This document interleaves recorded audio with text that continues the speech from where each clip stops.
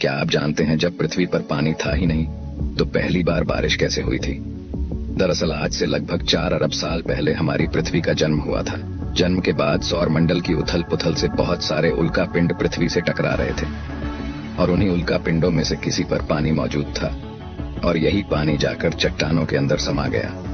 समय के साथ पृथ्वी पर ज्वालामुखी फटने लगे और ज्वालामुखी की गर्मी की वजह से चट्टानों में जमा हुआ पानी वाष्प के रूप में पृथ्वी के एटमॉस्फेयर में जमा हो गया और कुछ सालों बाद जब पृथ्वी ठंडी हुई तब बादलों में जमा वाष्प का पानी पृथ्वी पर बारिश के रूप में गिरने लगा।